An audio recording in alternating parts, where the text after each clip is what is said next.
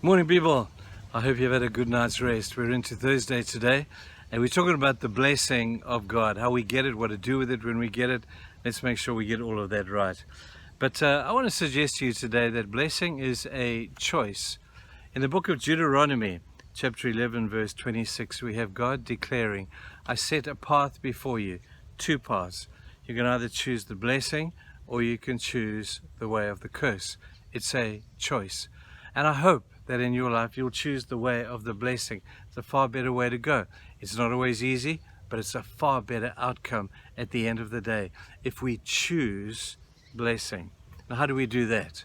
Well, there's two things. First of all, I'll deal with one of them now, and then we'll save the last one for tomorrow. One of the choices that you're going to have to make is the choice of doing what God tells you to do. The blessing of this choice is seen in the blessing that is in your hand. Now we have the Bible that is in our hand. And when we take this, there's an automatic blessing with not just reading at it, studying it, pondering over it, but doing it. Jesus says this in one of the verses that he speaks there. He says, blessed are you if you do it. If you do the Bible, there will be an automatic blessing that will come upon you. And it's that supernatural dynamic. It's like a law of the jungle. When I'm thirsty and I drink, my thirst is assuaged. But when we do the Word of God, when we read it, ponder it, don't just sing about it and pray about it. When we begin to do it, Jesus said, blessed are you when you do it. The Word of God on its own is a blessing, but you've got to do it. Now, look at the people that Jesus dealt with. Just look at some of the people that he spoke to. There's a paralytic on the ground. And Jesus said, my man, do you want to get up? Do you want to walk? And the man says, absolutely, Jesus, I want to walk. Jesus said, well, get up. And the man, if he had stayed there and said, I don't want to get up, Jesus, can you heal me while I'm down here? He would have got no healing. He had to do it. And in doing it, they found his healing.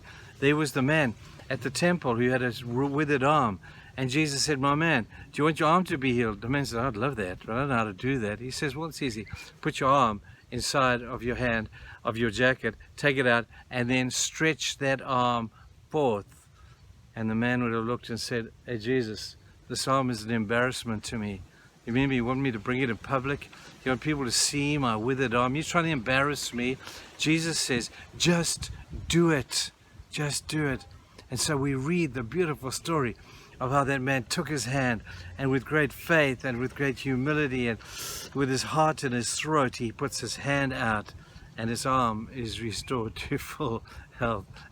There's a blessing, people, in doing the Word of God.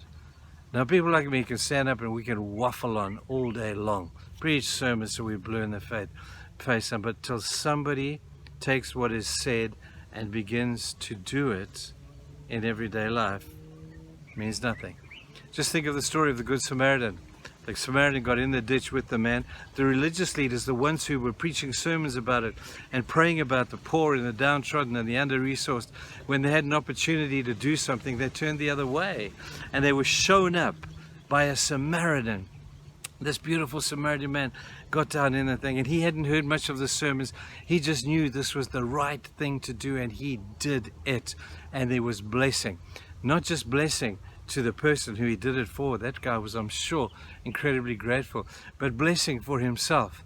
Some of the happiest people out there are the people who do this kind of stuff. When you're able to do things for people and take the Word of God, take the specifics and do them, something happens in your spirit that gives you an amazing peace. It gives you, it rouses up within you a great sense of joy and fulfillment, even when it's hard, to just do it. So when you read the Bible, ask yourself a couple of questions. Ask yourself, first of all, what does this piece of passage that I'm reading say about God? That's a good thing to do. Then you ask yourself the second thing. You say, well, what does this reading say to me as a person? And then the third thing you've got to ask yourselves, what am I going to do about it? We know what it says about God. I know what it says about me. Am I now going to do what it tells me to do? There's great joy and there's blessing when there's obedience to the Word of God. So people, when you read it, don't ponder it, think about it, and put it away. Do it and watch what happens. It's a great life. I just love being a Christian. This is so cool. You guys are going to have a fantastic day today. It's Friday tomorrow, and I'll see you then. Bye now.